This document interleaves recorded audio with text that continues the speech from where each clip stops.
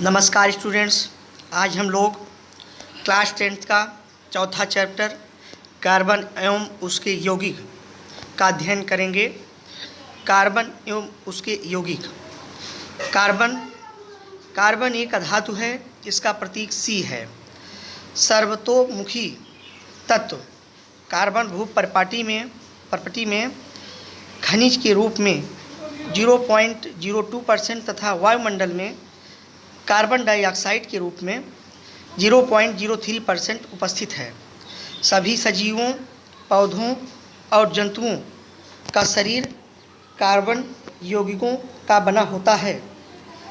Carbon में सहसंयोजी आबंध मतलब carbon में कोवैलेंट बांध। सहसंयोजी को अंग्रेजी में कोवैलेंट बांध कहते हैं। कोवैलेंट बांध कहते हैं। इसमें परमाणुओं की संख्या 6 है और इलेक्ट्रॉनिक विन्यास कार्बन 6 के सेल में 2 तथा एल सेल में 4 है। कार्बन उत्कृष्ट गैस विन्यास कैसे प्राप्त करता है? कार्बन चतुस्संयोजी कार्बन ना तो 4 इलेक्ट्रॉन खोकर ना ही 4 इलेक्ट्रॉन प्राप्त कर आयनिक आबंध बनाता है।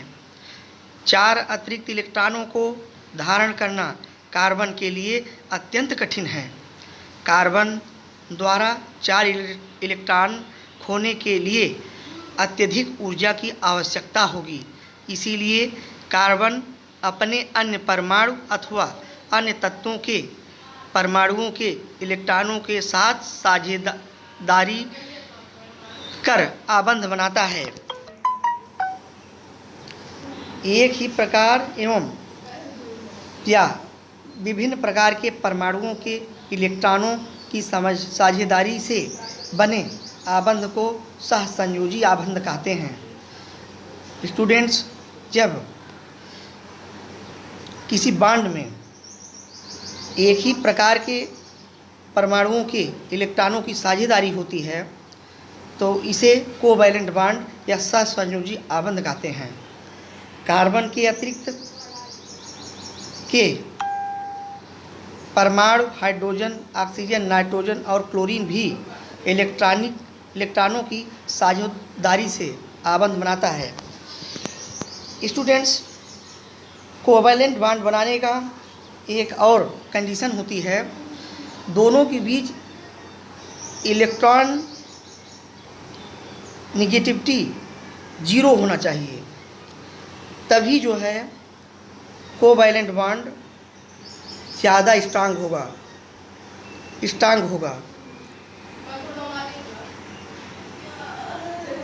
ठीक।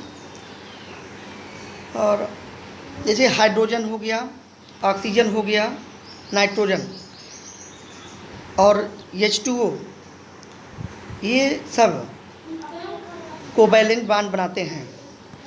हाइड्रोजन और हाइड्रोजन के एटम मिलकर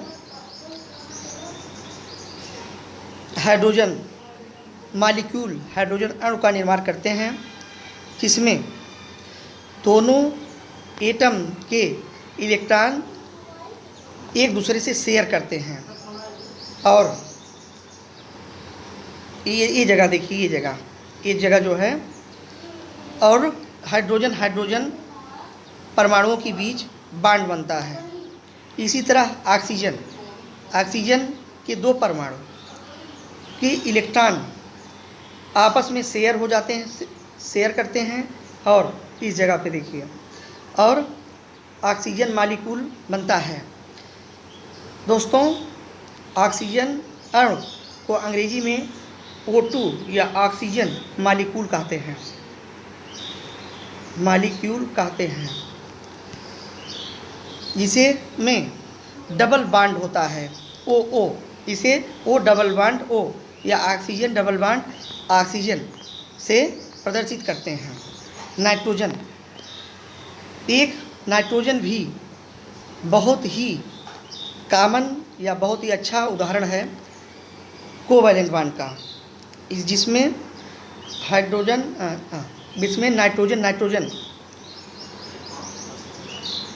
3 त्रिबॉन्ड से एक दूसरे से ज्वाइन होते हैं, जुड़े होते हैं,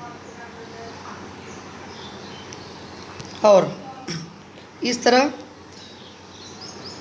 दोनों के बीच, दोनों नाइट्रोजन एटम्स के बीच, जैसे AN1 हो गया, AN2 हो गया, दोनों के बीच यहाँ पे इलेक्ट्रॉन का शेयर हो रहा है। तो इस तरह से N ट्रिपल बॉन्ड बनता है। अब आइए देखते हैं H2O जल में। इसमें एक एटम ऑक्सीजन का होता है और 2 एटम हाइड्रोजन के होते हैं। हाइड्रोजन, ऑक्सीजन, और HOH मालिक्यूल या जल का अणु बनता है। सहसंयोजी यौगिक के भौतिक गुण। सहसंयोजी यौगिकों के गलनांक एवं क्वथनांक कम होते हैं क्योंकि इनके बीच अंतरा आणविक बल बहुत कम होता है। ये पॉइंट बहुत ही इम्पॉर्टेंट है। सहसंयोजी बॉन्ड मतलब कोवैलेंट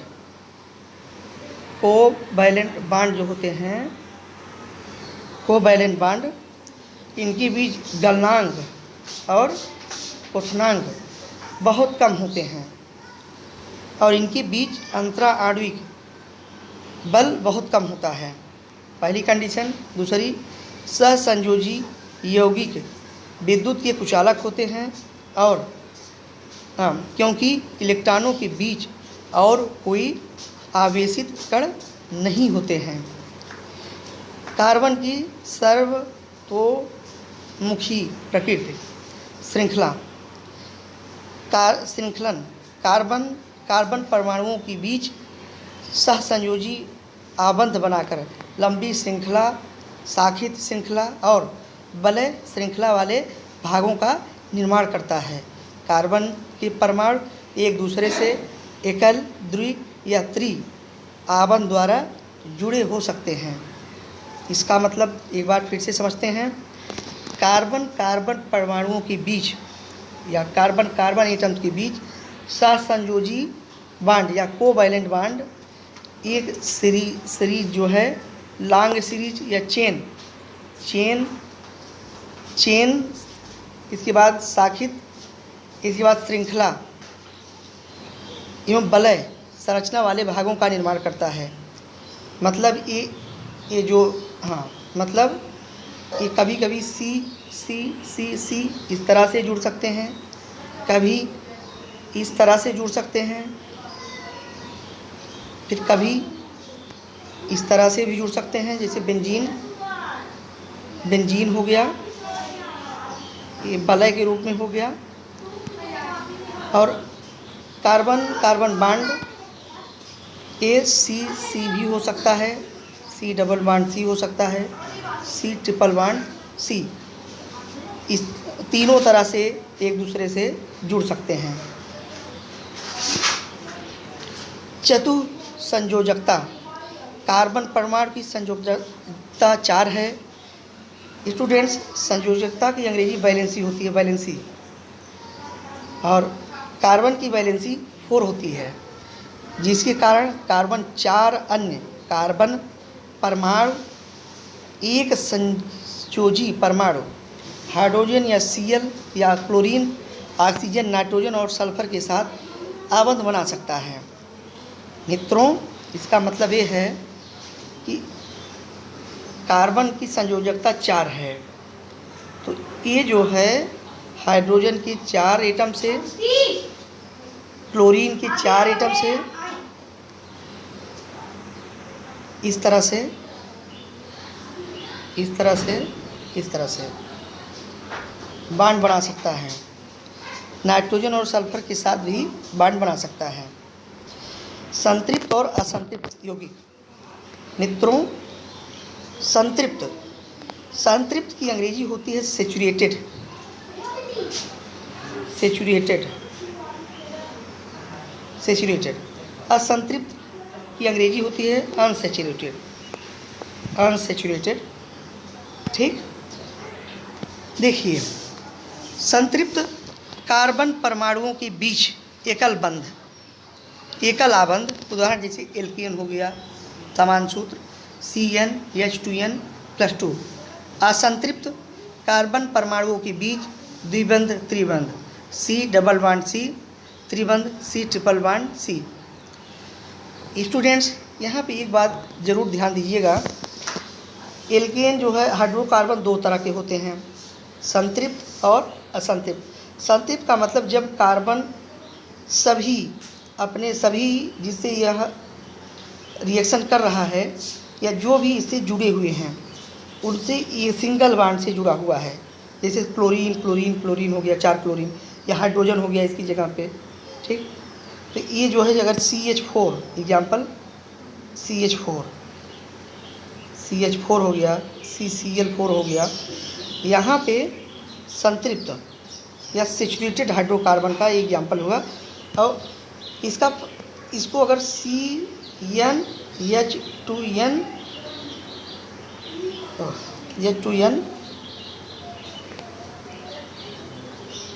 के रूप में इसको रखा जा सकता है। जैसे एल्केन, एल्केन का एग्जाम्पल हो गया n का n इक्वल टू मान लीजिए हम लोग 2 रख देते हैं, तो यहाँ पर हो जाएगा C2H2 C2H6 हो गया। अगर आइए हम लोग n इक्वल टू 1 लिखते हैं, तब देखते हैं क्या बनता है फार्मूला। C1 ही रहेगा प्लस H2 ही रहेगा प्लस 2, ये बनेगा CH4। तो संतृप्त हाइड्रोकार्बन की एग्जाम्पल CH4 होगा, C2H6 होगा। या अगर आप लोग और भी आगे बढ़ना चाहते हैं तो n की स्थान जगह पर 2 रख दीजिए और ये आगे बढ़ता चला जाएगा। और असंतृप्त हाइड्रोकार्बन के बीच द्विआबंध जैसे डबल बॉन्ड का बनना जरूरी होता है, तो इसके लिए फार्मूला होता है जैसे एल्कीन और एल्काइन। एल्कीन के लिए फार्मूला जो होगा HN2N, CnH2n। आइए देखते हैं, n इक्वल टू अगर 2 रखेंगे ये हो जाएगा C2H4। अब यहाँ पे C और C H। देखिए स्टूडेंट्स, इसके पहले वाले में हम लोग जो लिखे थे C H इस तरह था, लेकिन दूसरे वाले में एक हाइड्रोजन कम है। एक हाइड्रोजन जैसे एक ये हो गया, 2 1 2, ठीक, 4 हाइड्रोजन हो गया। पहले वाले में 1 2 3 4 5 6 हाइड्रोजन थे। अब देखा जाए तो जो 2 हाइड्रोजन कम हो रहा है, तो एक यहाँ पे एक यहाँ पे, तो ये दोनों मिलके डबल बॉन्ड बना के उस 2 हाइड्रोजन कमी को पूरा करके एल्कीन बना रहे हैं, एल्कीन हाइड्रोकार्बन बना रहे हैं।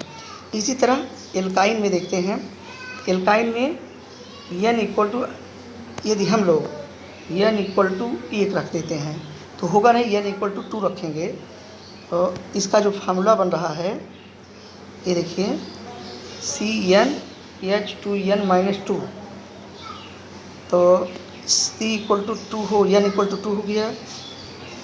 H की जगह जो है H into 2 into 4 -2 equal to C2H4 H2। तो ये जो बनेगा, अगर इसको हम लोग इसका स्ट्रक्चरल फार्मूला बनाएंगे तो इस तरह बनेगा एक एच। इसका मतलब अभी जो पहले वाले में जो यहाँ से भी हाइड्रोजन था, यहाँ से भी हाइड्रोजन था, यहाँ से हाइड्रोजन था, यहाँ से भी था, दूसरे वाले में सिर्फ यहाँ और यहाँ और यहाँ और यहाँ था।